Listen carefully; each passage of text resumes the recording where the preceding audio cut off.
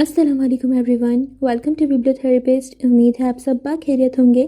آپ کے لیے پیش خدمت ہے عنکبوت، معرفت اور محبت سب کو نہیں ملتی، از قلم نور راجپوت، قسط number 13، part second. Joseph palace, Edinburgh. William کی جب آنکھ کھلی تو اس نے خود کو مختلف جگہ پر پایا۔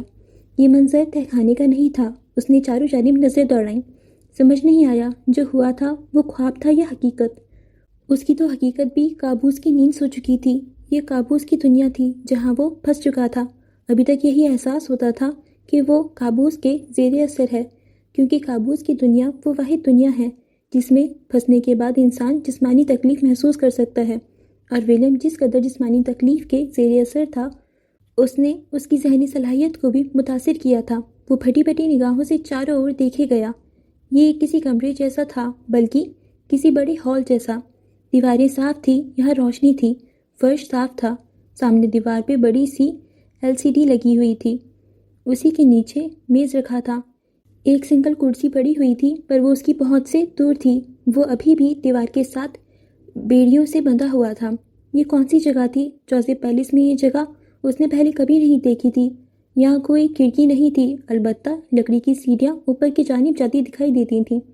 وہ خشک لبوں پر زبان پھیرتے سمجھنے کی کوشش کرنے لگا، پر کچھ سمجھ نہیں آیا، اور پھر اسے دروازے کھلنے کی آواز سنائی دی۔ آواز اوپر زینوں سے آ رہی تھی، اور پھر زینوں پر چلنے کی آواز سنائی دی۔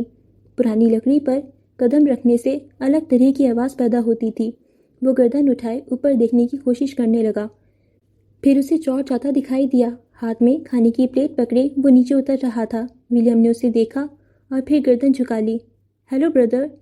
وہ کھراما چلتا ہوا آیا اور پھر کھانے کی پلیٹ میز پر رکھ دی اور کرسی کھینچ کر اس کے سامنے بیٹھ گیا۔ وہ زنجیروں سے بندھے ولیم کو دیکھ رہا تھا۔ اس کا وجود زخمی تھا، اور شاید روح اس سے بھی زیادہ زخمی، پر اس کی ضد نہیں ٹوٹی تھی۔ کتنا وقت گزر چکا ہے، تم ولیم کے منہ سے ایک لفظ بھی نہیں اگلوا پائے۔ اگر تم سے نہیں ہو رہا مجھے بتاؤ، میں یہ کام کسی اور کو سونپ دوں گا۔ مسٹر جوزف کی کھپکی بھری آواز سنائی دی۔ یہاں آنے سے پہلے وہ ان کے پاس ہی تھا۔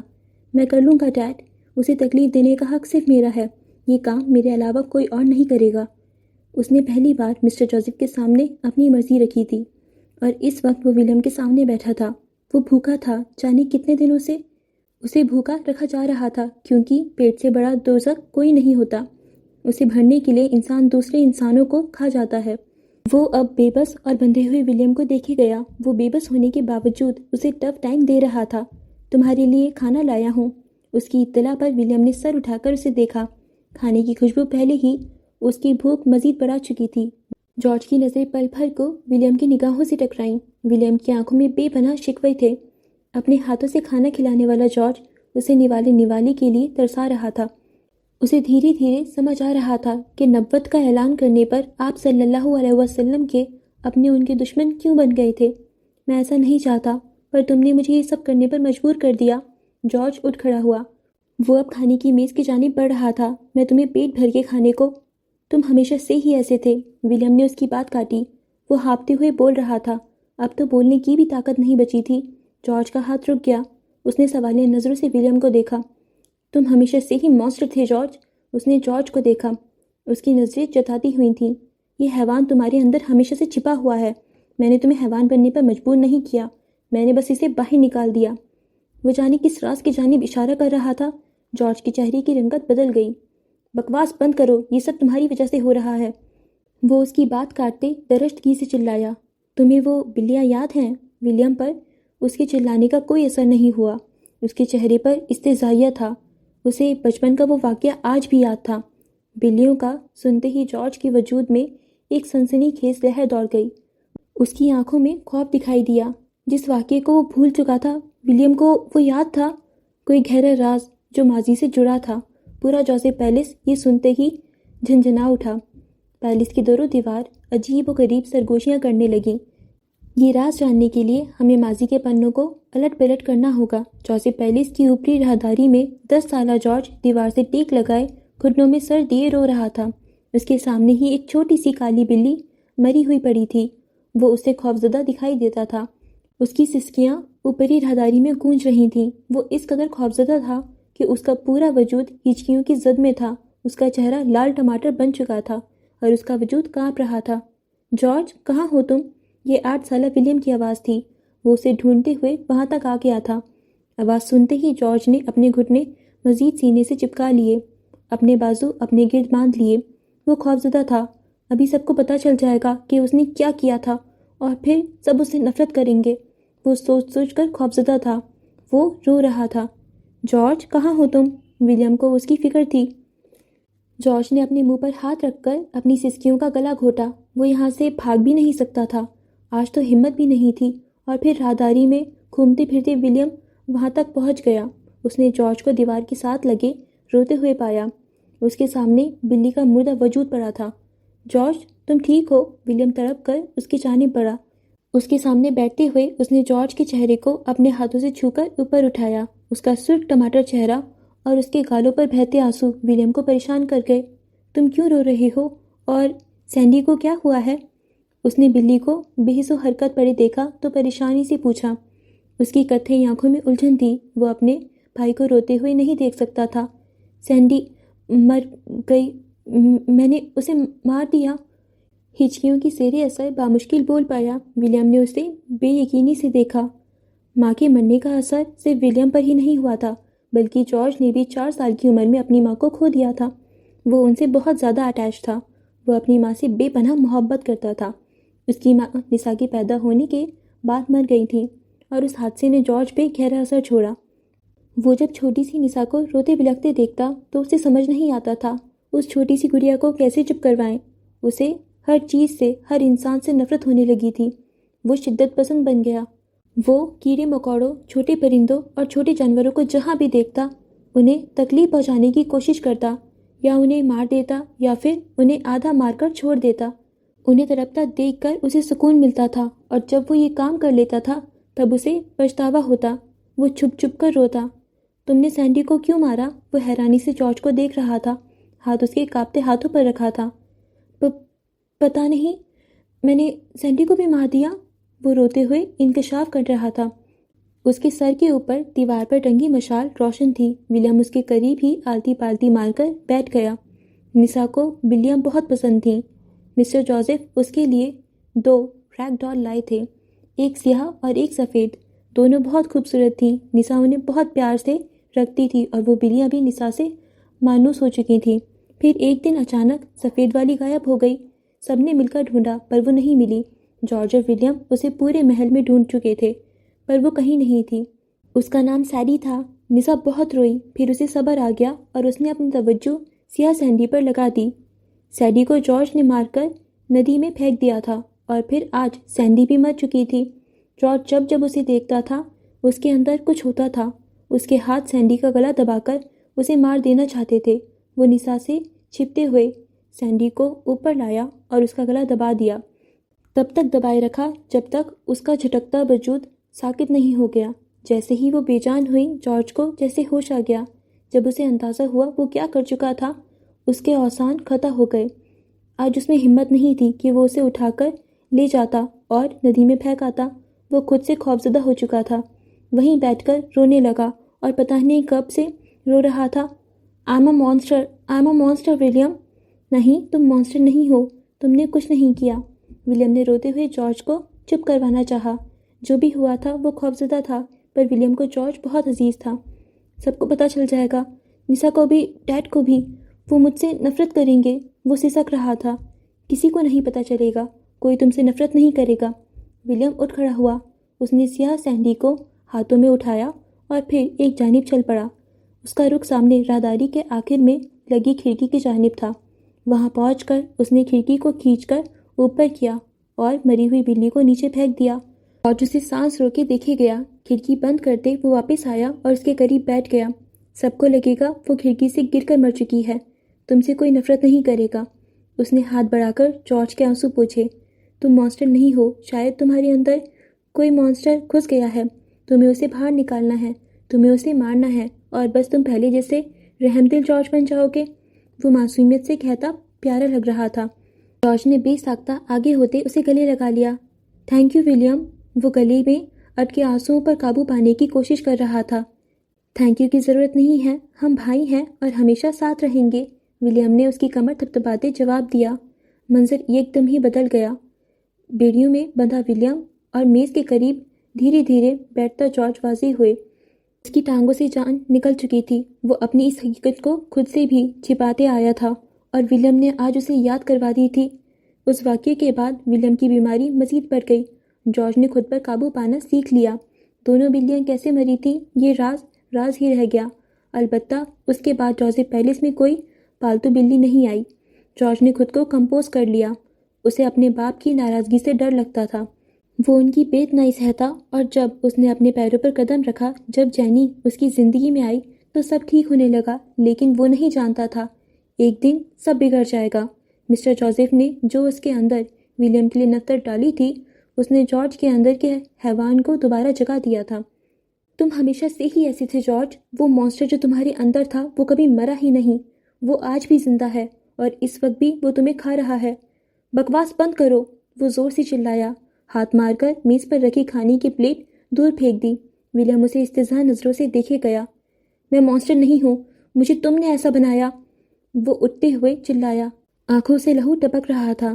میں نے تمہیں بچایا تھا، تمہارے مانسٹر ہونے کو سب سے چھپایا تھا۔ ولیم نے اپنی آنکھوں سے کھانے کو زمین پر گرتے دیکھا۔ بھوک کی شدت سے اس کے اندر ابال اٹھ رہے تھے، یعنی مزید بھوکا ہی رہنا تھا۔ میں مانسٹر نہیں ہوں، جارج چلاتا ہوا سیڑھیوں کی جانب بڑھا، پھر وہ وہاں سے بھاگتا چلا گیا۔ پیچھے ولیم کا سر جھک گیا، اس کا وجود ڈھیلا پڑ چکا تھا۔ اس کی قید ابھی ختم نہیں ہوئی تھی۔ زندگی ایک بار پھر سے ڈگر پر چل پڑی تھی۔ وہ پورے دن کی تھکی ہاری بستر پہ سونے کے لیے لیٹ گئی۔ ہاتھ بڑھا کر سائڈ ٹیبل پہ رکھی وہ ٹیپ آن کر دی۔ کمرے کی پرفضو خاموشی میں ولیم کی آواز گونج گئی۔ میری زندگی عام لوگوں کی طرح نہیں گزری۔ میں نے وہ مناظر دیکھے ہیں جو بہت کم لوگوں نے دیکھے ہوں گے۔ وسیع و عریض جنگل، خاموش بیابان، بلند و بالا پہاڑ، یہ میری دنیا ہے۔ لیکن اس خوبصورتی کے ساتھ تنہائی بھی ہے، ایک گہری تنہائی جو اکثر مجھے گھیر لیتی ہے۔ آواز میں ایک اداسی تھی جسے فجر نے پہلے بھی محسوس کیا تھا۔ میں ایک عام ٹورسٹ نہیں ہوں جیسا کہ تم سمجھ رہے ہو۔ میں ایک تلاش میں ہوں، ایک ایسی چیز کی تلاش میں جو شاید کبھی ملے ہی نہیں۔ میرا ذہن کبھی بھی پرسکون نہیں رہا۔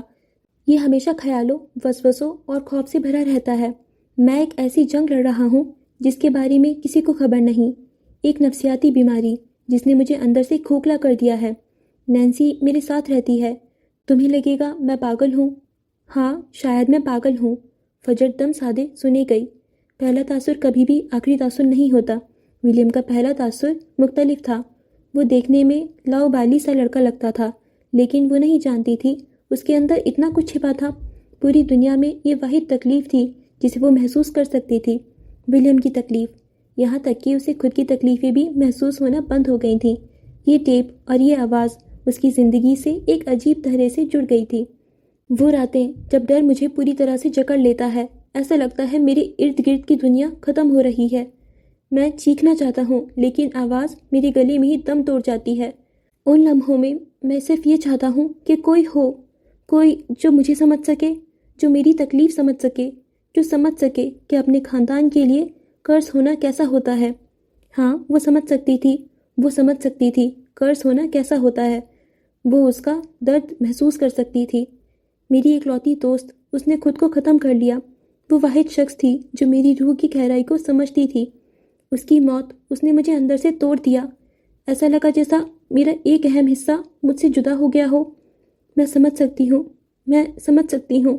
وہ آنکھیں بند کرتے زیر لب بڑبڑائی۔ میں جانتا ہوں یہ سب سن کر تم سوچ رہے ہوں گے کہ کیسا عجیب انسان ہے، سب کچھ ایک ٹیپ میں ریکارڈ کر دیا۔ لیکن میں خود ایک عام انسان نہیں ہوں۔ میری روح زخمی ہے، میری یادیں مجھے چین سے جینے نہیں دیتی۔ جب تم اس سے تھک جاؤ تو اسے ضائع کر دینا۔ وہ مزید بولتا رہا پر فجر نہیں سن پائی۔ حد درجہ تھکان کی وجہ سے وہ جلدی ہی نیند کی وادیوں میں اتر چکی تھی۔ البتہ ولیم کی آواز گونجتی رہی۔ اس کی آواز سکون پہنچاتی تھی۔ فجر کو اپنا آپ اکیلا نہیں لگتا تھا۔ یوں محسوس ہوتا تھا جیسے ایک اندیکھا سا ساتھی اس کے ساتھ ہو۔ جوزف پیلس کے باہر کافی گہما گہمی کا عالم تھا۔ پولیس کے ساتھ نیل کی گاڑی بھی موجود تھی۔ نیل کے ساتھ عیسیٰ ماموں بھی آئے تھے۔ ولیم کو غائب ہوئے اتنا عرصہ گزر چکا تھا کہ نیل اور عیسیٰ ماموں کو اس کی رپورٹ درج کروانی پڑی۔ ویسے تو پولیس مسٹر جوزف کے خلاف کیس درج نہیں کرنا چاہتی تھی، پر جس طرح ولیم کا نام و نشان غائب ہوا تھا، یہ سوچنے والی بات تھی۔ مسٹر جوزف پیلس میں ہی تھے۔ نسا اپنے کمرے کی اوپری کھڑکی سے یہ منظر دیکھ رہی تھی۔ نیل پولیس سمیت باہر انتظار کر رہا تھا۔ جب تک انہیں اندر نہ بلایا جاتا وہ کیسے جا سکتے تھے؟ موسم گرما ختم ہو کر خزاں شروع ہو چکا تھا۔ چاروں جانب زرد پتے بکھرے نظر آتے تھے اور جب بارش ہوتی تو منظر اور سہانا ہو جاتا۔ نسا پینڈلیوں تک آتی ریشمی فراک پہنی ہوئی تھی۔ اس نے نیل کے ساتھ آفیسر پال کو کھڑے دیکھا تو دل کی عجیب سی حالت ہو گئی۔ اسے 1 ماہ پہلے والا حادثہ پوری جزیات سے یاد آ گیا جب اس کی کلاس فیلو ایمیلی نے خودکشی کی تھی، اور وہ سب تحقیق کے سلسلے میں پولیس اسٹیشن موجود تھے۔ سرخ بالوں والی نسا ابھی تک اس صدمے میں تھی۔ ایمیلی نے خودکشی کی تھی، اس کا قتل نہیں ہوا تھا۔ اس کے مرنے کے 10 گھنٹے بعد اس کے اکاؤنٹ سے ایک ویڈیو پوسٹ ہوئی تھی، شاید اس نے مرنے سے پہلے ہی اسکیڈول کی تھی۔ وہ اکیلی تھی، بہن بھائی ہونے کے باوجود، کیونکہ وہ سوتیلی تھی۔ ماں کے مرنے کے بعد باپ نے دوسری شادی کر لی تھی اور ایمیلی کے ساتھ جو سلوک ہوتا تھا وہ اسے مزید برداشت نہیں کر سکتی تھی۔ نسا اس کی موت کی وجہ سے گہرے صدمے میں چلی گئی تھی۔ اسے اندازہ نہیں تھا، ہمیشہ ہنسنے بولنے والی لڑکی اتنا کچھ سہ رہی تھی۔ اسے بے اختیار ولیم یاد آیا۔ اسے یاد آیا کہ وہ اس سے کتنا پیار کرتا تھا۔ اسے اپنی باتیں یاد آئیں۔ تم کیوں ہو ولیم؟ تم کیوں ہو؟ اس کے دل کو کچھ ہوا۔ اس روز آفیسر پال نے اسے جوزف پیلس چھوڑا تھا۔ وہ ایک ایماندار آفیسر اور اچھا انسان تھا۔ اس کا پورا نام پال جیکوب نیسٹن تھا، جو اس نے تبدیل کروا کر پال نیسٹن کروا لیا تھا۔ اسے یاد تھا وہ ان سے عمر میں بڑا تھا، اور اسکول کے بعد وہ پتہ نہیں کہاں غائب ہو گیا تھا۔ دوبارہ کبھی نہیں ملا، نہ ہی جوزف پیلس میں اس کا دوبارہ کبھی ذکر ہوا، اور اب سالوں بعد وہ ایک آفیسر کے روپ میں سامنے آیا تھا۔ اس نے اپنی پہچان بنا لی تھی۔ برستی بارش میں وہ اسے پولیس کی گاڑی میں جوزف پیلس تک لایا تھا۔ نسا چاہتی تھی وہ اندر آئے، سب سے مل کر۔ جس قدر ایملی کا کیس سیریس تھا وہ اسے جوزف پیلس کے سامنے اتار کر واپس چلا گیا۔ وہ رحم دل تھا۔ نسا کو اس کی بات کرنے کا انداز پسند آیا تھا۔ وہ عورتوں کا احترام کرتا تھا۔ پچھلے 1 مہینے میں وہ اسے نہیں بھول پائی تھی، اور نہ ہی ولیم کو۔ اسے یہی بتایا گیا تھا کہ ولیم پھر سے کسی دورے پر نکل گیا ہے۔ نینی بہت پریشان تھی، وہ بیمار پڑ چکی تھیں۔ ولیم سے کوئی رابطہ نہیں ہو پاتا تھا۔ مسٹر جوزف اور جارج پہلے سے بہت سنجیدہ رہنے لگے تھے، ولیم کے ساتھ ہی جیسے جوزف پیلس کی ساری تازگی جا چکی تھی۔ نیچے کھڑا پال کمر پر ہاتھ دھرے چاروں جانب دیکھ رہا تھا، اور تب اس کی نظر اٹھی۔ اوپر کھڑکی میں ہلکے رنگ کے لباس والی نسا کھڑی نظر آئی۔ اس نے کندھوں پر چھوٹا اسکارف ڈال رکھا تھا۔ اس کے سرخ چہری بال واضح تھے۔ وہ پل بھر کو ٹھٹک گیا۔ یہ وہ لڑکی تھی جو اس کی محسن کی بہن تھی، اور یہی وہ لڑکی تھی جس نے اسے کافی الجھن میں ڈال دیا تھا۔ جوزف پیٹرسن جیسی شخصیت کی بیٹی ہونے کے باوجود وہ بہت ڈری سہمی اور معصوم تھی۔ اسے یاد تھا وہ دن جب وہ اسے چھوڑنے آیا تھا۔ بھیگی جیکٹ اس نے کندھوں پر ڈال رکھی تھی۔ وہ اس قدر خوفزدہ تھی جیسے ایمیلی کو اس نے ہی مارا ہو۔ اسے تو بولڈ اور بلنٹ ہونا چاہیے تھا، پھر وہ ایسی کیوں تھی؟ پتہ نہیں کیوں وہ چاہ کر بھی اسے اپنے ذہن سے نہیں نکال پایا۔ 29-30 سالہ پال کو جوزف پیلس کے مکینوں نے الجھا دیا تھا۔ ملازم انہیں بلانے آیا تو وہ نیل اور عیسیٰ ماموں کے ہمراہ پیلس کے اندر داخل ہو گیا۔ کچھ دیر بعد نسا سیڑھیاں اترتے نیچے آئی تو اس نے ان تینوں کو مسٹر جوزف اور جارج کے ہمراہ لانچ میں بیٹھے دیکھا۔ آفیسر، آپ یہ کہنا چاہتے ہیں کہ میں نے اپنے ہی بیٹے کو اپنے ہی پیلس میں قید کر رکھا ہے؟ مسٹر جوزف کے چہرے پر استہزاء تھا، جبکہ جارج کا چہرہ سپاٹ تھا، مانو جیسے وہ وہاں ہو ہی نہ۔ وہ یہی ہیں، ولی بیٹا یہی ہیں، عیسیٰ ماموں پہلو بدلتے ہوئے بولے۔ دیکھیں مسٹر جوزف، آپ شہر کی با اثر اور جانی مانی شخصیت ہیں۔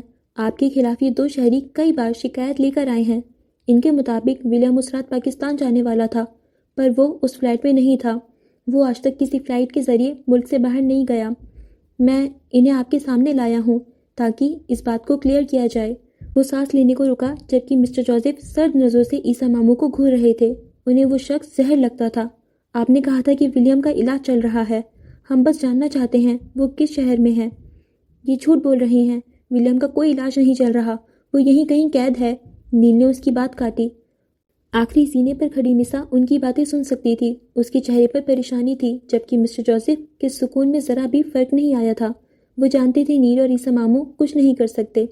پال نے نیل کی بات سنی اور پھر گہری سانس لیتے ایک بار پھر سے گویا ہوا۔ میں جانتا ہوں مجھ پر آپ کے احسانات ہیں، خاص طور پر ولیم کے، پر میں اپنی ڈیوٹی کر رہا ہوں، اور میں دل کی گہرائیوں سے چاہتا ہوں ولیم جہاں بھی ہو محفوظ ہو، اور میں آپ کی حرمت کی بھی قدر کرتا ہوں۔ وہ سنجیدہ دکھائی دیتا تھا۔ گہری رنگت والا پال اچھا بول لیتا تھا۔ جارج یوں ہی بیٹھا رہا، وہ کہیں اور الجھا تھا۔ کیا چاہتے ہیں آفیسر؟ میں کیا کروں؟ مسٹر جوزف، جو ٹانگ پر ٹانگ جمائے وکٹورین صوفے پر براجمان تھے، وہ اسی سکون سے بولے۔ ان کی آنکھیں سرد اور بے تاثر تھیں۔ ان کی بات سن کر پال نے نیل اور عیسیٰ ماموں کو دیکھا۔ آنکھوں ہی آنکھوں میں چند اشارے ہوئے، پھر وہ مسٹر جوزف کی طرف متوجہ ہوا۔ نیل اور عیسیٰ صاحب ایک بار پورے پیلس کی تلاشی لینا چاہتے ہیں۔ وہ یہ بات کہتے ہوئے گھبرا رہا تھا۔ جوزف پیلس کی تلاشی؟ کیا یہ معمولی بات تھی؟ اس میں ایسی بات کرنے کی ہمت کہاں سے آئی؟ مسٹر جوزف اگر چاہتے تو ایک فون کال پر اس کا کیریئر ہمیشہ کے لیے ختم کر دیتے۔ نیل اور مسٹر پال ہمیشہ کے لیے پھنس جاتے، پر انہوں نے خاموشی سے پال کی بات کو سنا، گہری نظروں سے نیل کو دیکھا جس کا حلق خشک پڑ رہا تھا۔ اتنی مار کھانے کے بعد بھی وہ باز نہیں آیا تھا۔ عیسیٰ صاحب سادہ شلوار قمیض پہنے ہوئے تھے۔ تلاشی کے نام پر جارج کے کان کھڑے ہوئے۔ اس نے بھویں سکیڑ کر ان تینوں کو دیکھا۔ چہرے پر ناگواری نظر آئی اور آنکھوں میں حقارت تھی۔ ان کی اتنی اوقات تھی کہ وہ جوزف پیلس کی تلاشی لیتے۔ ایک پراسرار سی خاموشی چھا گئی۔ خاموشی کا وقفہ لمبا ہو گیا۔ نسا سانس روکے کھڑی رہی۔ صوفی کچن سے چائے کی ٹرالی اور دیگروں لوازمات کے ساتھ لانچ کی جانب جاتی دکھائی دی۔ ٹھیک ہے، مسٹر جوزف کی ٹھہری ہوئی آواز سنائی دی۔ جارج نے چونک کر انہیں دیکھا۔ ڈیڈ؟ وہ حیران ہوا۔ حیران تو وہ تینوں بھی ہوئے۔ نیل کی ریڑھ کی ہڈی میں سنسناہٹ دوڑ گئی۔ مجھے کوئی اعتراض نہیں ہے، لیکن اگر پیلس میں کچھ نہ ملا تو آئندہ تم تینوں کبھی مجھے اپنی شکل نہیں دکھاؤ گے۔ انہوں نے درشتی سے کہا۔ پال کے چہرے پر ایک سایہ سا آ کر گزر گیا۔ وہ جانتا تھا مسٹر جوزف اسے پسند نہیں کرتے تھے۔ ہمیشہ سے وہ انہیں ناپسند تھا، کیونکہ ولیم نے اس کی وجہ سے پہلی بار ضد کی تھی۔ صوفی ٹرالی گھسیٹتے ہوئے لائی اور درمیان میں رکھ کر نفاست سے ان سب کے لیے چائے بنانے لگی۔ لیکن ڈیڈ، جارج نے کچھ کہنا چاہا۔ جاؤ انہیں پیلس کا کونا کونا دکھاؤ۔ ان کے لہجے میں اس قدر اطمینان تھا کہ پل بھر کو وہ تینوں کشمکش میں پڑ گئے۔ مسٹر جوزف کے حکم پر بالآخر جارج کو اٹھنا پڑا۔ وہ انہیں کھا جانے والی نظروں سے گھور رہا تھا اور پھر ایک جانب چل پڑا۔ اس کے پیچھے ہی وہ تینوں بھی اٹھ کھڑے ہوئے اور جانے کی غرض سے وہ زینوں کے جانب بڑھے، اور نسا کو وہاں دیکھ کر جارج ٹھٹکا، جبکہ پال اسے دیکھ کر رہ گیا۔ وہ بہت معصوم اور پریشان لگ رہی تھی۔ پال اس سے بات کرنا چاہتا تھا، پر پھر کچھ سوچتے ہوئے بنا کچھ کہے اس کے قریب سے گزر کر اوپر چلا گیا۔ نسا نے پلٹ کر اسے دیکھا اور پھر گہرا سانس لے کر رہ گئی۔ لکس کے اسٹوڈیو روم میں کچھ دیر پہلے اس قدر کافی گہما گہمی تھی۔ سبھی ڈیزائنرز ناک ناک کام میں ڈوبے تھے۔ اس وقت لنچ بریک تھی اور تقریباً سبھی لنچ کے لیے گئے تھے۔ ایک فجر ہی تھی جو اسٹوڈیو میں بیٹھی تھی۔ ماتھے اور ہاتھ کی پٹی اب اتر چکی تھی۔ وہ گود میں ٹیپ رکھے، کانوں میں ہینڈ فری لگائے اسے سن رہی تھی۔ اس کی زندگی میں دو ہی چیزیں بچی تھیں، ایک لکس اور اس کے کاسٹیوم، دوسری یہ ٹیپ۔ یہ اس کی زندگی کا حصہ بن چکی تھی۔ وہ تمام ممالک، وہ جگہیں جو شاید وہ کبھی نہ دیکھ پاتی، وہ انہیں ولیم کے ذریعے گھوم چکی تھی۔ اس کی باتیں فجر کی زندگی کا حصہ بن چکی تھیں۔ ہر انسان کا ایک اسکیپ ہوتا ہے، اور فی الوقت فجر کا اسکیپ یہ ٹیپ تھی۔ وہ آج کل کتابیں نہیں پڑھ رہی تھی، وہ ٹیپ آن کرتی اور الگ دنیا میں پہنچ جاتی تھی۔ وہ دنیا جو فیری ٹیل جیسی تھی، ایک زخمی اور زہریلی fairy tale. Mister Joseph, Nini, George, Nancy, Nessa اور نیل سے اس کا غائبانہ سا تعارف ہو چکا تھا۔ ایڈنبرگ کا مشہور پروڈکشن ہاؤس اور جوزف پیلس، اسے سب سے انسیت سی ہو گئی تھی۔ وہ اسے کسی کتاب کی طرح جی رہی تھی، اور فرق یہ تھا اس فیری ٹیل کے سبھی کردار اصلی تھے۔ کبھی کبھی وہ آنکھیں بند کرتی تو خود کو جوزف پیلس کے باہر کھڑا پاتی۔ وہ دیکھنا چاہتی تھی وہ باہر سے کیسا دکھتا تھا اور وہاں رہنے والوں نے کیسی شاہانہ زندگی جی تھی، بلکہ جی رہے تھے۔ پر جس چیز نے اسے اس کہانی سے جڑنے پر مجبور کیا تھا وہ درد تھا، بے انتہا درد۔ اس کہانی میں درد تھا۔ یہ ایک زہریلی فیری ٹیل تھی، اور وہ ٹھہری بری جادوگرنی۔ پھر کہانی سے جڑنا تو بنتا تھا۔ اس وقت وہ اکیلی اسٹوڈیو میں بیٹھی تھی۔ اس کے سامنے اسکیچ بک کھلی تھی، اور وہ ہاتھ میں پینسل تھامے اسے اسکیچ بک پر چلا رہی تھی۔ خالی اسٹوڈیو میں کاغذ پر ابھرنے والی پینسل کی آواز گونج رہی تھی۔ وہ جسمانی طور پر یہاں تھی، پر ذہنی طور پر وہ ولیم کے ساتھ کولمبیا کے جنگلوں میں تھی۔ ایک بہت بڑا پروڈکشن ہاؤس چاہتا ہے میں کولمبیا کے جنگلوں کی ریکارڈنگز کروں۔ ایک اچھی آفر تھی، میں یہاں آ گیا۔ اس کے بعد مجھے کینیڈا جانا ہے، مجھے حقیقی بھیڑیوں کی ریکارڈنگ کرنی ہے۔ ٹیپ خاموش ہو گئی۔ یقیناً وہ اپنے کام میں مصروف ہو گیا ہوگا۔ لگتا ہے تم مکڑیوں سے کافی آبسیسڈ ہو۔ گہری خاموشی میں میڈم سونیا کی آواز گونج اٹھی۔ فجر چونک کر جیسے حقیقی دنیا میں لوٹی۔ اس نے اسکیچ بک کو دیکھا تو وہاں ایک بڑی سی مکڑی چمک رہی تھی، یعنی وہ ریکارڈنگ سنتے ہوئے مکڑی بنا رہی تھی۔ اس کے عقب میں سونیا سلطان جھکی ہوئی تھیں۔ فجر نے ہینڈ فری اتاری اور ٹیپ کو میز پر رکھے اپنے بیگ میں ڈال لیا۔ سونیا نے اسے ٹیپ رکھتے دیکھا۔ ہو سکتا ہے یہ مکڑیاں مجھ سے آبسیسڈ ہوں، وہ اطمینان سے بولی۔ وہ خواب آج بھی اسے جزیات سے یاد تھا۔ چہرے پر پیشہ ورانہ مسکراہٹ تھی۔ سونیا گھوم کر اس کے سامنے آئی اور میز کے دوسری جانب رکھی کرسی پر بیٹھ گئی۔ دائیں جانب ہی 3 پتلوں پر وہ 3 کاسٹیومز لٹکے تھے جو آخری مراحل میں تھے۔ وہ اتنے خوبصورت اور سحر انگیز تھے، انہیں دیکھتے رہنے کو دل کرتا تھا۔ کافی دنوں سے تم سے ملاقات نہیں ہوئی، کیسی ہو؟ وہ فجر کے سامنے بیٹھی تھیں۔ میں ٹھیک ہوں، کام کا پریشر آپ کے سامنے ہی ہے، وہ اسکیچ بک بند کرتے ہوئے بولی۔ آج رئیس گروپ کے ساتھ ڈنر ہے، ایک آفیشیل ڈنر میٹنگ، آنے والے شو کے بارے میں ڈسکشن ہے، تم ساتھ چلنا چاہو گی؟ فجر نے پوری توجہ سے ان کی بات سنی۔ بس کچھ دن؟ ہاں، کچھ دنوں بعد وہ پیرس میں ہوگی، وہاں اس کے ملبوسات کی نمائش ہوگی۔ یہ کوئی چھوٹی بات نہیں تھی، پر رئیس کے ساتھ ڈنر، اس شخص کو اس کی کامیابی اور پہچان دیکھ کر اچھا خاصا انسان احساس کمتری کا شکار ہو جائے۔ نہیں، میرے لیے ممکن نہیں، میری مدر کی طبیعت ٹھیک نہیں ہے، مجھے انہیں ہاسپٹل لے جانا ہے۔ اس نے سہولیت سے انکار کیا، اور یہ سچ تھا، اماں کی طبیعت پچھلے کافی دنوں سے خراب تھی۔ اسی دن سے جس دن فجر کا ایکسیڈنٹ ہوا تھا۔ طوفان آیا اور گزر گیا، البتہ گہرے نشان چھوڑ گیا، جسے نہ اماں بھر سکتی تھیں اور نہ ہی وہ خود۔ کوئی مسئلہ نہیں ہے، تم ان کا خیال رکھو۔ وہ اٹھ کھڑی ہوئی۔ فجر نے بھی مزید کوئی بات نہیں کی، وہ کرنا ہی نہیں چاہتی تھی۔ سونیا جس خاموشی سے آئی تھی اسی خاموشی سے چلی گئی۔ کچھ دیر بعد اسے بھوک کا احساس ہوا تو وہ اپنا بیگ وہیں چھوڑتی اپنا فون اٹھائے اسٹوڈیو سے باہر نکل آئی۔ اس کا رخ اب کیفے کے جانب تھا۔ وہ اپنے دھیان میں ہی چل رہی تھی جب کیفے کے داخلے میں ہی کسی نے اسے پکارا، فجر معراج۔ وہ رک گئی، گردن موڑ کر دائیں جانب دیکھا تو جنید کھڑا تھا۔ فجر کے چہرے پر سایہ سا لہرایا۔ اسے دیکھتے ہی فجر کو وہ دن یاد آ جاتا تھا۔ ہائے، میں جنید ہوں۔ وہ اپنے میز سے اٹھ کر اس کے جانب بڑھا اور اپنا تعارف کروایا۔ فجر اسے الجھن بھری نگاہوں سے دیکھ رہی تھی۔ چشمے کے پیچھے سے جھانکتی اس کی ہیزل آنکھیں جنید کو دیکھ کر خوش تو ہرگز نہیں ہوئی تھیں۔ کیا میں آپ کو یاد ہوں؟ اس نے قریب آ کر سوال کیا۔ صاف ظاہر تھا وہ اس سے بات کرنا چاہتا تھا۔ کیا میں آپ کو جانتی ہوں؟ اگلے ہی لمحے اس نے پرسکون ہوتے پوچھا۔ مجھے نہیں، ولیم جوزف کو تو جانتی ہوں گی نا؟ اس نے براہ راست ولیم کا ذکر کر دیا۔ ولیم کے اندر ایک ٹھنڈی لہر دوڑ گئی۔ صاف صاف بات کریں، اس نے خود پر ضبط کرتے بیزار لہجے میں کہا۔ ولیم سے رابطہ ہے آپ کا؟ اس نے رازدانہ انداز میں پوچھا۔ فجر نے اسے یوں دیکھا جیسے اس کا دماغ پھر گیا ہو۔ میرا اس سے رابطہ کیوں ہوگا؟ وہ ہتھے سے اکڑ گئی۔ لہجہ دھیما تھا پر تاثرات غضبناک تھے۔ شوہر ہے آپ کا؟ اس لیے پوچھا۔ وہ یوں بولا جیسے انہوں نے لو میرج کی ہو۔ وہ پلیز، بار بار یاد دلا کر کیا ثابت کرنا چاہتے ہیں؟ وہ سینے پر ہاتھ باندھتی سیدھی ہوئی۔ وہ لو میرج نہیں تھی، میرا اس سے رابطہ کیوں ہوگا؟ نہ اسے شادی میں دلچسپی تھی نہ مجھے۔ آپ پلیز چیپٹر کو بند کریں، بھول جائیں۔ وہ اسے کھری کھری سنا کر آگے بڑھی۔ آخری بار میری اس سے بات ہوئی تھی تو وہ پاکستان آنا چاہتا تھا، اس کی ٹکٹ بھی ہو چکی تھی۔ مجھے لگا شاید آپ کو کچھ خبر ہو۔ میرا اس سے رابطہ نہیں ہو رہا، اس نے عقب سے کہا۔ لہجہ دھیما ہی رکھا گیا۔ فجر رک گئی۔ اس نے پلٹ کر دیکھا۔ تو میں کیا کروں؟ اس نے آبرو اچکائے پوچھا۔ وہ آپ کے کام آیا تب جب آپ کو ضرورت تھی۔ آپ چاہیں اسے اپنا شوہر نہ مانیں، پر ایک انسان کی حیثیت سے آپ اس سے رابطہ تو کر ہی سکتی ہیں نا۔ وہ آپ کے لیے واپس آنا چاہتا تھا۔ اس کے الفاظ میں ایسا کچھ تھا کہ فجر ساکت ہوئی۔ کئی لمحے وہ جنید کو دیکھے گئی۔ وہ اس کے لیے واپس آنا چاہتا تھا؟ یہ کیسے ممکن ہے؟ اور کیوں؟ وہ کیوں آنا چاہتا تھا؟ اور پھر آیا کیوں نہیں؟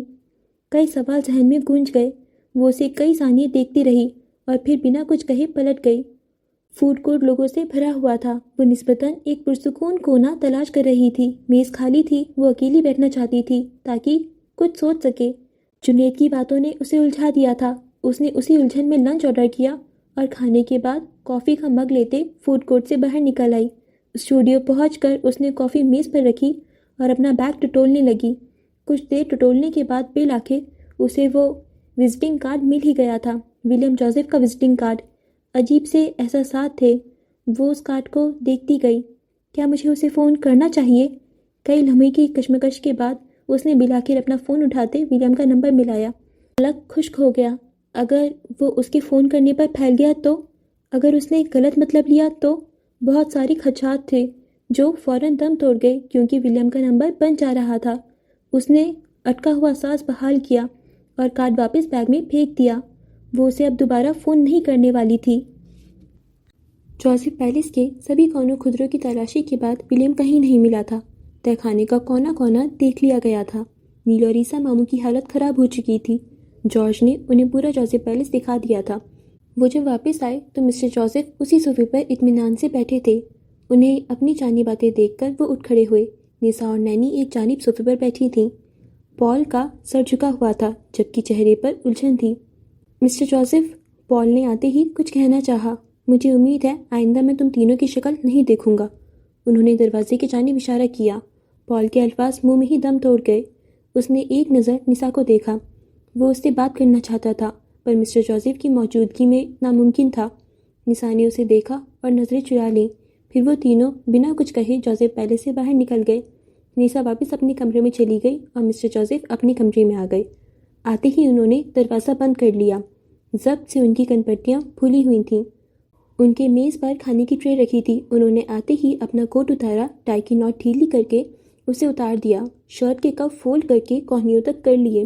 ایک نظر خود کو آئینے میں دیکھا۔ ان کا ایک بھی بال سفید نہیں تھا، آنکھیں سیاہ اور سرد تھیں اور چہرہ سپاٹ۔ وہ کئی لمحے خود کو دیکھتے رہے، پھر انہوں نے کھانے کی ٹرے اٹھا لی۔ آگے بڑھ کر اپنی بڑی سی الماری کا پٹ کھولا۔ سامنے ہی ان کے مہنگے سوٹ ٹنگے تھے۔ ایک ہاتھ سے کپڑوں کو سائیڈ کیا اور کپڑوں کے پیچھے کی دیوار واضح ہوئی، پتھر کی دیوار۔ انہوں نے بے تاثر چہرے کے ساتھ سامنے ہی دیوار پہ ایک مخصوص مقام پر ہاتھ رکھ کر دبایا تو وہ دیوار ایک بھاری آواز سے کھلتی چلی گئی، جیسے کوئی پتھر اپنی جگہ سے ہل گیا ہو۔ جب دیوار پوری کھل گئی تو ان کے سامنے ہی بڑی سی راہداری تھی۔ انہوں نے اندر داخل ہوتے پہلے الماری کا پٹ بند کیا اور اس کے بعد وہ پتھر کی دیوار پار کرتے ہی وہ دیوار پھر سے اسی آواز سے بند ہو گئی۔ ولیم ہی دیکھتا تو حیران ہوتا۔ پورا بچپن وہ چاروں جوزف پیلس میں اس حقیقی الماری کو تلاش کرتے رہے جس کے پار کی دنیا بالکل الگ تھی، بالکل نارنیا جیسی۔ لیکن افسوس انہیں وہ الماری کبھی نہیں ملی۔ پر وہ نہیں جانتے تھے کہ اس الماری کا، اس حقیقی دروازے کا وجود تھا، پر اس کا گزر مسٹر جوزف جیسے ڈریکولا کے کمرے سے ہوتا تھا۔ وہ ہاتھ میں کھانے کی ٹرے پکڑے ایک لمبی راہداری سے گزر رہے تھے جس کی دونوں جانب مشالیں روشن تھیں، اور پھر سیڑھیاں نظر آئیں۔ تہہ خانے کی سیڑھیاں جیسے پاتال میں اتر رہی تھیں۔ سرد کثیف ہوا کا جھونکا اوپر آیا جس میں صدیوں کی گھٹن اور نمیات کی باس تھی۔ مسٹر جوزف کے بھاری قدم لکڑی کی سیڑھیوں پر گونج رہے تھے۔ ہر ایک قدم اذیت کا پرتو تھا۔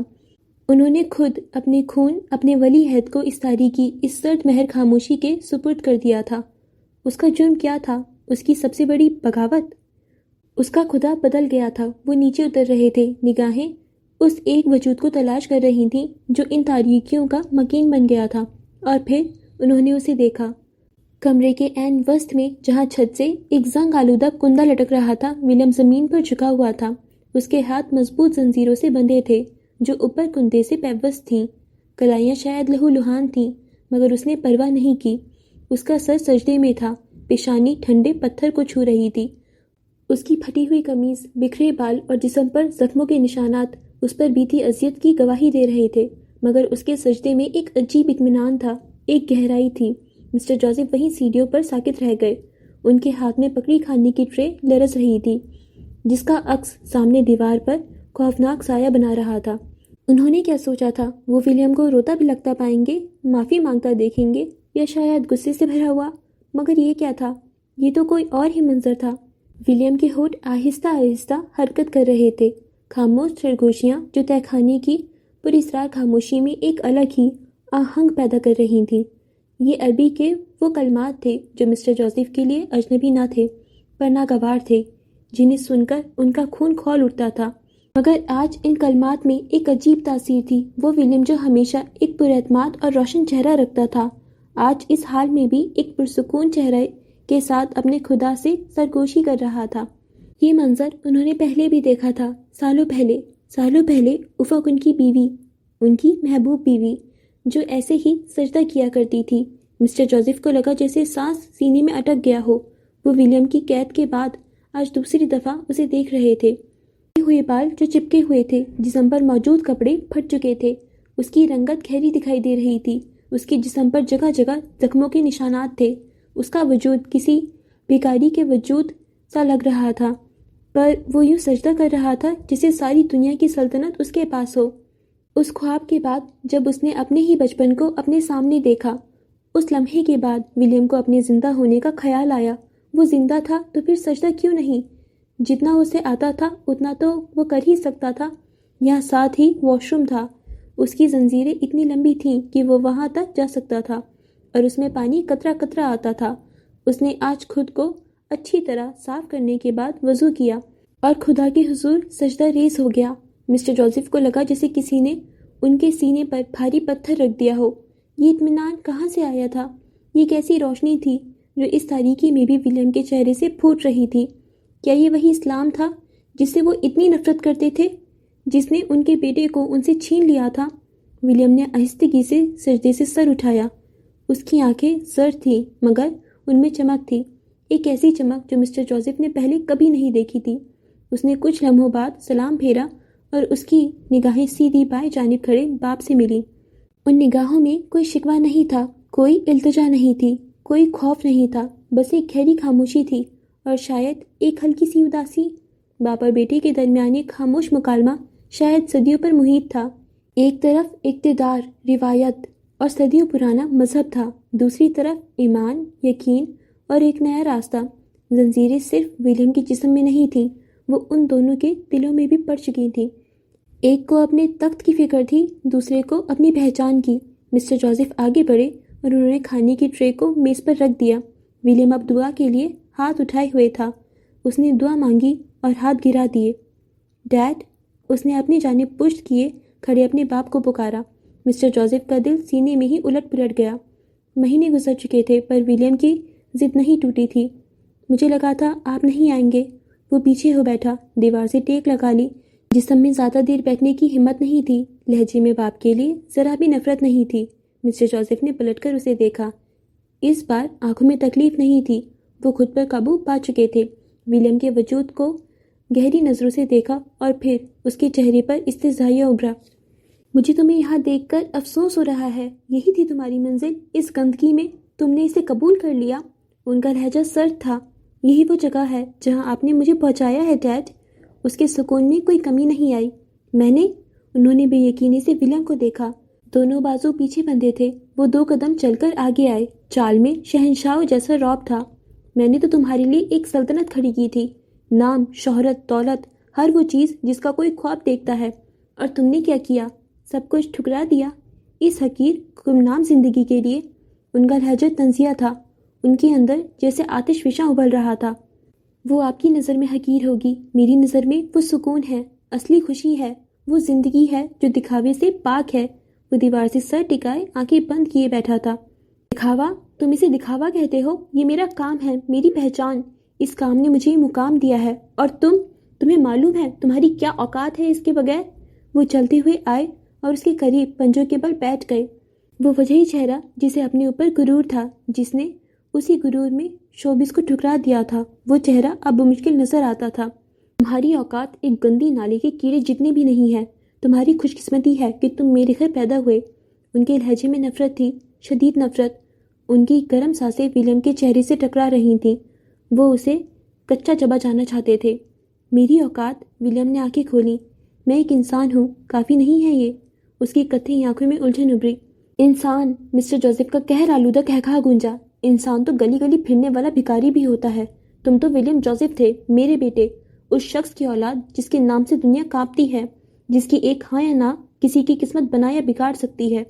ان کے لہجے میں غرور ناچ رہا تھا۔ انہیں اپنی پہچان پر فخر تھا، انہیں اپنی طاقت پر فخر تھا۔ ولیم انہیں دیکھتا رہا۔ وہ خوبصورت چہرے والا شخص اس کا باپ تھا۔ یہ سب کرنے کے باوجود، اتنی تکلیف سہنے کے باوجود بھی اسے اپنے باپ سے نفرت محسوس نہیں ہوئی۔ وہ اپنی ماں کے حوالے سے ان سے ناراض تھا، پر اپنی وجہ سے ان سے نفرت نہیں کر سکتا تھا۔ جیسے ولیم کو اپنی پہچان عزیز تھی، ویسے ہی اس کے باپ کو بھی، اور इस बात पर विलियम को मिस्टर जोसेफ पर बेइख्तियार प्यार आया। वो भीगा सा हंस दिया। वो नरम आंखों से अपने बाप को देखते हुए मुस्कुरा रहा था। याद रखना वली, वो तुम्हारा बाप है। थप्पड़ मारे, मुक्का मारे या फिर लात मारे, चुप करके खा लेना, उफ तक न करना। उसे ईसा मामू की बात याद आई। ये वो शख्स था जिससे उसकी माँ को मोहब्बत थी, जिसके लिए उसने अपने पूरे खानदान को छोड़ दिया था। ये शख्स उसकी माँ को अजीज था, फिर वो उससे नफरत कैसे कर सकता था? मिस्टर जोसेफ को उसके यूं मुस्कुराने पर पागल का गुमान हुआ। तभी आपने मुझसे मेरी पहचान छीन ली, अपनी ताकत के बल पर। हकीकत तो ये है, ये ताकत, ये कंट्रोल, ये लोगों की जिंदगियों से खेलना, ये सब मुझे खोखला महसूस करवाता है। मुझे कभी दिलचस्पी महसूस ही नहीं हुई। उसकी ज़बान आज भी अपने बाप के सामने वैसे ही चलती थी। वो बेड़ियों से बंधे होने के बावजूद उन्हें सुलगाने की अहलियत रखता था। मिस्टर जोसेफ ने बेयकीनी से उसे देखा। ये बेड़ियां पहनकर, इस अंधेरे में सड़कर भरपूर महसूस कर रहे हो? तुम हमेशा से ही बेवकूफ़ थे विलियम। वो उठ खड़े हुए। उनकी नज़रें अब कुछ ढूंढ रही थीं। मैं यहाँ अपनी मर्जी से नहीं हूँ। मेरा कसूर ये है कि मैंने अपनी पहचान को चुना, ना कि जो आप चाहते थे। और मुझे अफसोस ये है कि आप जैसा बाअसर शख्स, स्टारलाइट प्रोडक्शन का मालिक, इतनी सी बात बर्दाश्त नहीं कर पाया। उसका लहजा आँच देता था। तुम्हारी अपनी मर्जी, तुम्हारी पहचान क्या हैसियत रखती है? तुम मेरे नाम के बगैर कुछ भी नहीं हो। तुम्हारा नाम तुम्हारे लिए काफ़ी नहीं है। उनकी आवाज़ तहखाने के इस खुफिया हिस्से में दीवारों से टकराकर गूंज रही थी। तुम मेरे बेटे हो। तुम्हारी मर्जी वही होनी चाहिए जो मैं तय करूं। अभी भी वक्त है, पलट आओ विलियम। तुम्हें इस प्रोडक्शन हाउस को संभालना है, मेरे नाम को आगे लेकर जाना है। तुम्हें इस शोहरत की दुनिया का वारिस बनना है। मैं तुम्हें आखिरी मौका देता हूँ। उनकी नज़रें एलसीडी के नीचे पड़े उस बारीक से चाकू पर गई जो शायद जोर से वहां गिर गया था। मिस्टर जोसेफ आगे बढ़े और झुककर उस चाकू को उठा लिया। उसे खोलकर देखा। मशालों की रोशनी में चाकू की तेज धार चमक रही थी। विलियम ने मिस्टर जोसेफ के हाथ में उस चाकू को देखा। मैंने अपनी पहचान चुन ली है डैड। मैं एक आम इंसान की ज़िंदगी जीना चाहता हूँ। मैं अपने फैसले खुद करना चाहता हूँ। उसका एक एक लफ्ज़ मिस्टर जोसेफ को भड़का रहा था। एक आम आदमी? तुम आम आदमी नहीं हो विलियम, तुम खास थे। तुम मेरी मेहनत का समर थे। तुमने आम जिंदगी चुनकर सब मिट्टी में मिला दिया। ये मेरी तौहीन है, मेरी सारी जिंदगी की मेहनत की तौहीन। वो चाकू की धार पर उंगली फेरते उठ खड़े हुए। धार इतनी तेज थी कि उनकी उंगली पर कट लगा। खून की लकीर बह निकली। ये आपकी तौहीन नहीं, ये मेरी जिंदगी है और मैं इसे अपनी मर्जी से जीना चाहता हूँ। मुझे वो चमक दमक, वो छोटे रिश्ते, वो हर वक्त की नुमाइश नहीं चाहिए। मुझे सादा जिंदगी चाहिए। सादगी? मिस्टर जोसेफ तंजिया हंसे। सादगी तो नाकाम लोगों का बहाना होता है विलियम। कामयाब लोग तो आसमान छूते हैं, नाम बनाते हैं। और मैंने तुम्हें ये मौका दिया था, प्लेट में रख कर दिया था। उनका दिल तड़प रहा था। इतना कुछ करने के बावजूद भी विलियम ने वापसी का रास्ता इख्तियार नहीं किया और वो मेरी रूह पर बोझ था। मिस्टर जोसेफ एक कदम आगे बढ़े। गुस्से से आंखें सुर्ख थीं। तुम्हारी औकात ही क्या है विलियम? सोच कर बताओ, तुम हो कौन मेरे बगैर, इस नाम के बगैर, इस दौलत के बगैर? तुम सिफ्र हो, एक गुमनाम सिफ्र। तुम्हारा वजूद सिर्फ इसलिए है कि तुम मेरे बेटे हो। उनकी आंखें सर्द थीं। सर्द जमा हुआ लावा कभी देखा है आपने? विलियम ने नजरें मजबूती से मिस्टर जोसेफ की नजरों में गाड़ दी। आपने मुझे जिस्म दिया, मगर मेरी रूह मेरी अपनी है। मेरी औकात इस बात से नहीं नापी जाएगी कि मैं कितना अमीर हूँ या कितना मशहूर, बल्कि इस बात से कि मैं अपनी नज़रों में क्या हूँ। और मैं विलियम वली हूँ। मेरे बाप का नाम जोसेफ पैटरसन है और इस हकीकत को कोई नहीं जुटा सकता। मिस्टर जोसेफ को जैसे किसी ने गूंगा कर दिया हो। बेटे की आंखों में कोई खौफ, कोई पछतावा नहीं था, सिर्फ एक अटल यकीन था जो बाप की सारी ताकत, सारी दौलत और सारा नाम न खरीद सका। एक लड़की के खातिर, एक लड़की के खातिर तुफ है तुम पर विलियम। वो एक लड़की मेरी बीवी है, जैसे मेरी माँ आपकी बीवी थी, जिसे आपने अकेले छोड़ दिया था मरने के लिए। लेकिन मैं अपनी बीवी को नहीं छोड़ सकता। मुझे जाना है, मुझे जाने दे डैड। वो भूख से दुखती अंतड़ियों पर काबू पाते बोला। एनर्जी खत्म हो चुकी थी, लेकिन उसकी बातों ने मिस्टर जोसेफ की दुखती रग पर हाथ रख दिया। वो जैसे तड़प कर रह गए। सपाट चेहरा सुर्ख पड़ गया। आंखें गजबनाक थीं। वो शराब है, झूठ है, मौत है। वो जोर से चिल्लाए। उनकी आवाज़ गूंज रही थी, दर्द भरी आवाज़। वो तुमसे तुम्हारा सब छीन लेगी।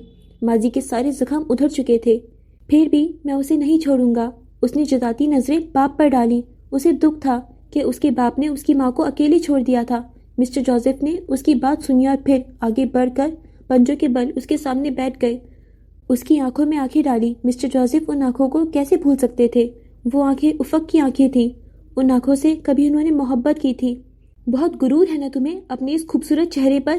انہیں ولیم کا ہر وہ انکار یاد آیا جب وہ چاہتے تھے ولیم ان کے لیے فوٹو شوٹ کرے، یہ چہرہ ان کی نئی پہچان بنے۔ کیونکہ یہ میرا چہرہ ہے، یہ میری پہچان ہے، وہ باپ کی آنکھوں میں آنکھیں ڈالے بولا۔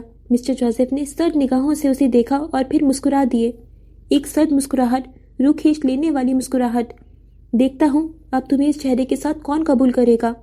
انہوں نے ہاتھ میں پکڑا وہ نازک سا چاقو اوپر اٹھایا۔ ولیم نے اس چاقو کو دیکھا اور اس کی ریڑھ کی ہڈی میں سنسناہٹ دوڑ گئی، پر اس کے اطمینان میں کوئی کمی نہیں آئی۔ تمہیں کوئی قبول نہیں کرے گا ولیم، تم بہت پچھتاؤ گے، انہوں نے ٹھنڈے ٹھار لہجے میں کہتے اس چاقو کو اس کے بائیں گال پر رکھا۔ ولیم کی روح کا پرندہ جسم میں ہی پھڑپڑا کر رہ گیا۔ ایک اقرار، میں تمہیں آخری موقع دیتا ہوں، لوٹ آؤ ولیم۔ ان کی بات سنتے ہی ولیم نے دیوار سے ٹیک ہٹا لی۔ وہ دو زانو ہو بیٹھا، کندھے چوڑے کیے اور گردن اکڑا لی۔ اس کا سر اٹھا ہوا تھا۔ ایک بیٹا ہونے کی حیثیت سے مجھے حکم ہے میں آپ کا فرما بردار رہوں، پر میرا یہ سر صرف ایک خدا کے سامنے جھکے گا۔ وہ تیار تھا ہر تکلیف کے لیے، وہ تیار تھا مرنے کے لیے۔ اس کی بات سے مسٹر جوزف کے اندر ایسا ابال اٹھا کہ انہوں نے اپنے چاقو والے ہاتھ پر گرفت مضبوط کی۔ وہ چہرہ جو انہیں عزیز تھا، جس سے انہیں محبت تھی، وہ وجود جو ان کا اپنا وجود تھا، جو ان کا خون تھا، اس نے مجبور کر دیا تھا کہ وہ ایسا کرتے، اور پھر اگلے ہی پل مسٹر جوزف نے اس کے بائیں گال پر رکھے چاقو پر دباؤ بڑھا دیا۔ ولیم نے اپنے ہاتھوں کی گرفت زنجیروں پر بڑھا کر اس تکلیف کو برداشت کیا۔ اس نے منہ کھینچ لیا، زبان دانتوں تلے دبا لی۔ مسٹر جوزف کی سیاہ آنکھوں میں نمی کی لکیر ابھری، پر انہوں نے چاقو پر دباؤ نہیں چھوڑا۔ انہوں نے گال سے کان کی لو تک اس چاقو کو پوری قوت سے پھیر دیا۔ آخر تک آتے آتے ولیم درد سے بلبلا اٹھا، وہ تڑپ اٹھا، خون اس کے چہرے سے ابل پڑا، تکلیف چہرے سے شروع ہو کر پورے جسم میں پھیل گئی۔ اس کی گھٹی گھٹی چیخیں تہہ خانے سے باہر نہیں جا سکتی تھیں، وہیں گونجتی رہیں۔ وہ ایک جانب گر گیا، اس کے چہرے سے پھوٹتا خون اس کی گردن پر بہہ نکلا۔ وہ بند پانی کی مچھلی کی طرح تڑپ رہا تھا، وہ اپنی تکلیف پر قابو پانے کی کوشش کر رہا تھا۔ اس کی کتھئی آنکھوں سے درد پانی بن کر بہہ نکلا۔ مسٹر جوزف اٹھ کھڑے ہوئے، انہوں نے زمین پر گرے ولیم کو دیکھا جو کسی اور زبان میں کچھ بڑبڑا رہا تھا۔ اس کے گال کے درمیان سے کان کی لو تک ایک بڑا زخم بن چکا تھا۔ میں ولیم ہوں، میں خود کو جانتا ہوں، میں فیصلہ کر چکا ہوں، میں پیچھے نہیں ہٹ سکتا۔ لاہور کی فضاؤں میں اس کا جملہ گونج اٹھا، وہ پیچھے ہٹنے والوں میں سے نہیں تھا۔ مسٹر جوزف کچھ کہے بغیر وہیں کھڑے رہے۔ ولیم تب تک تڑپتا رہا جب تک اس کے جسم نے اس کے درد کو قبول نہیں کیا۔ پھر اس نے منہ بھیجے چہرے کا رخ موڑ کر مسٹر جوزف کو دیکھا، آنکھیں جتاتی ہوئی تھی۔ وہ آج ڈیفالٹ پیس تھا اور اسے اپنے ڈیفالٹ پیس ہونے پر فخر تھا۔ مسٹر جوزف کی زبان گنگ ہو گئی۔ وہ اس منظر کے لیے تیار نہیں تھے۔ وہ ایک قیدی کو دیکھنے آئے تھے، مگر یہاں تو وہ خود ایک عجیب قید محسوس کر رہے تھے۔ ولیم کی پرسکون آنکھوں نے جیسے انہیں اندر تک چیر دیا تھا۔ تہہ خانے کی ہوا مزید بھوجل ہو گئی، مشالوں کی روشنی اب بھی کانپ رہی تھی، مگر اب اس کا سایہ ولیم پر نہیں تھا، مسٹر جوزف کے اپنے متزلزل وجود پر پڑ رہا تھا۔ وہ الٹے قدموں مڑے، ان میں وہاں مزید ٹھہرنے کی ہمت نہیں ہوئی۔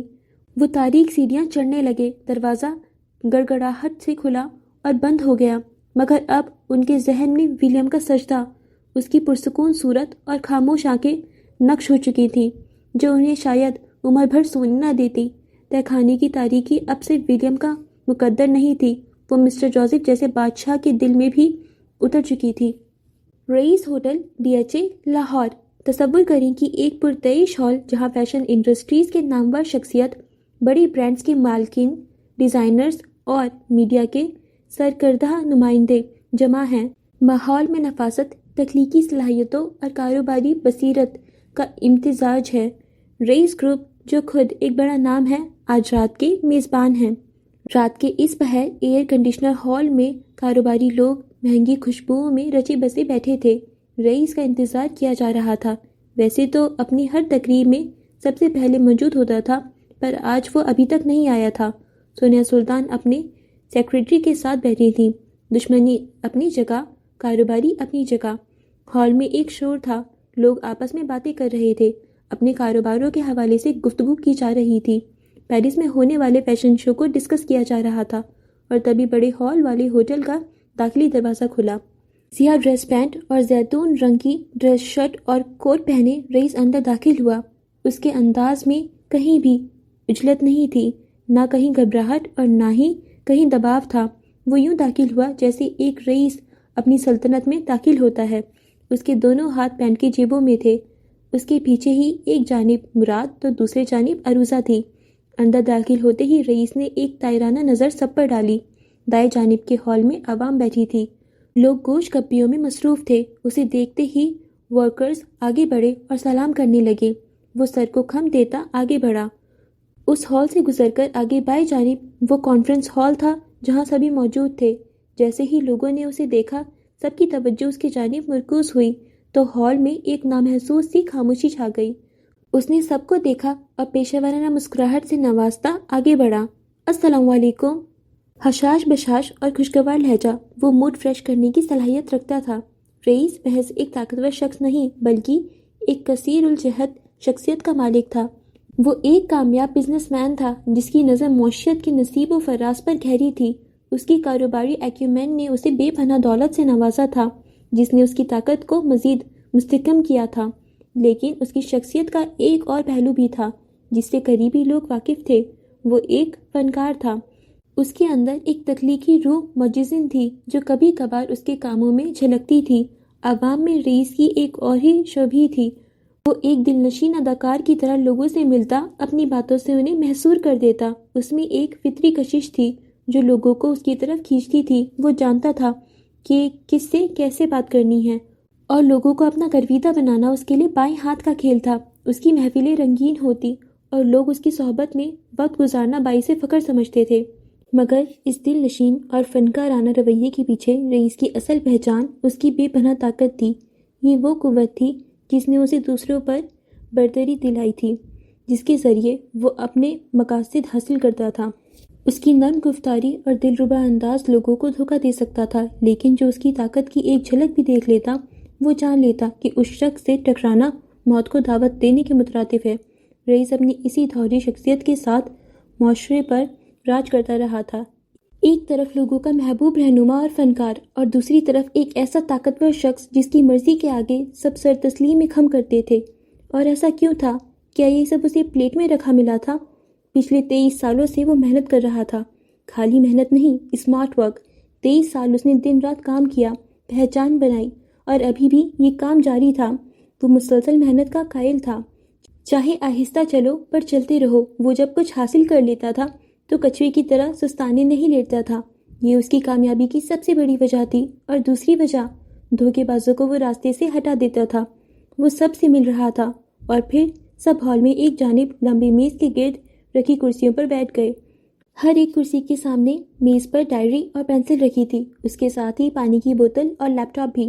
یہ چیزیں پہلے سے ہی رکھوائی جا چکی تھیں۔ جب سب بیٹھ چکے تھے تو سربراہی کرسی اس نے سنبھال لی اور پیشہ ورانہ انداز میں کہنا شروع کیا۔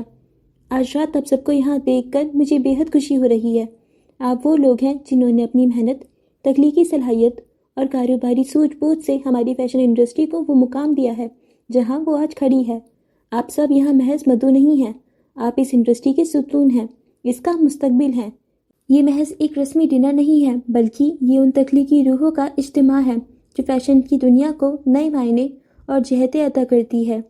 بزنس، فیشن اور آرٹ کی دنیا کے کئی جانے مانے چہرے اس کے سامنے تھے۔ اس کا کوٹ پیچھے کرسی پر لٹک رہا تھا جبکہ شرٹ کے کف فولڈ تھے۔ سب سے پہلے تو آپ کا شکریہ رئیس صاحب، آپ نے پیرس جیسے ملک میں فیشن شو اسپانسر کرنے کا سوچا۔